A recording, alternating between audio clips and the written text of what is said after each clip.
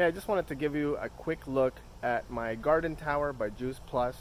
Let me show you how it's doing. This is my first season growing with it. I did a few modifications to it.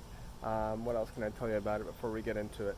I did buy it used, which was a huge thing. I went online to, I think it was Facebook Marketplace, and I only paid like 200 bucks for it. Okay, I would never have paid full price for this thing, FYI. All right, but anyways, enough of my commentary on this thing. Let me show you it. So the first thing about it, it does grow things. Okay, that's for sure.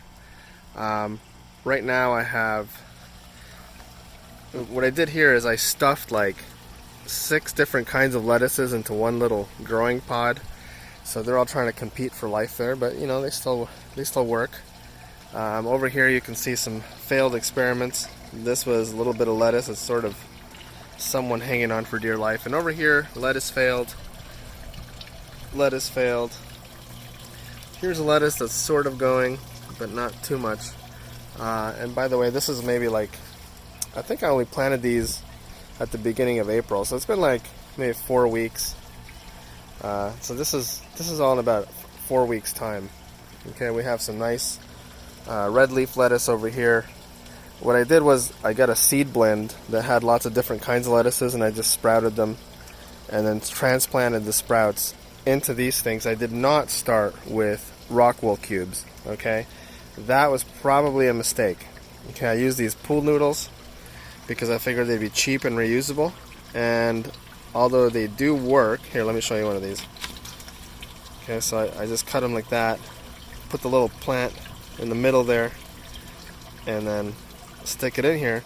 They are reusable, super cheap, because you can buy a pool noodle at the dollar store for like $1. And you get like, I don't know, maybe 40 of these per pool noodles.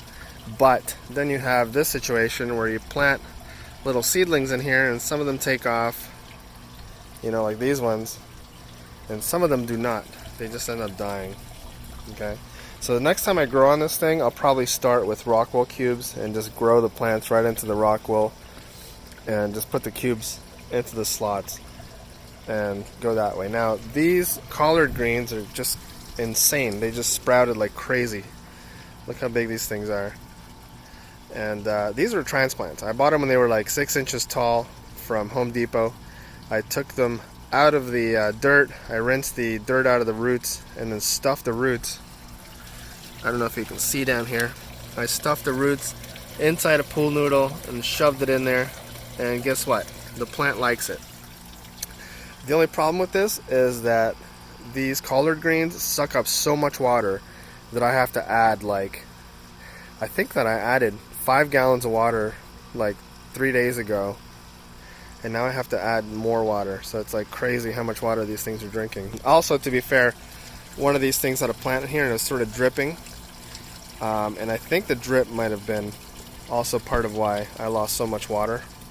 So I actually took that pepper plant out because I don't need to be mixing plant food every few days. This is supposed to be self-sufficient for a while, I think. This tomato plant over here, let me get out of the sun, is also a transplant. I bought it in a little pot at Home Depot, rinsed out the roots, and stuffed it in there. And it doesn't look like crazy healthy, but it's been 4 weeks now.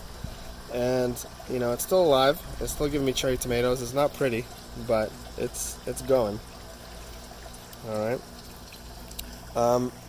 What else do I have to do for maintenance on this thing? I have to get into the tank here every so often, and I should have showed you guys this before, but look at all those roots.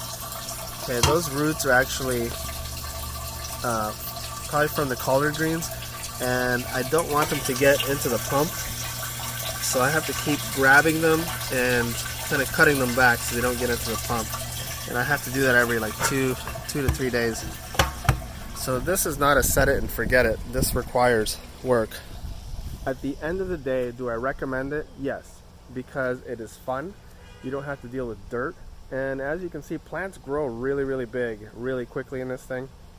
But like I said, it's not a set it and forget it. I mean, you still got to tend to it and fill it up with water. Now, another thing is I did not get the, you know, like the plant food that comes with these things. What I did is I use for all my hydroponic stuff, which I'm going to show you in my other videos, is I use this master blend. solution. I bought like the big 10 pounds of it on Amazon, and I mix plant food. You know, you got to mix some of this, some of this, some of the Epsom salts.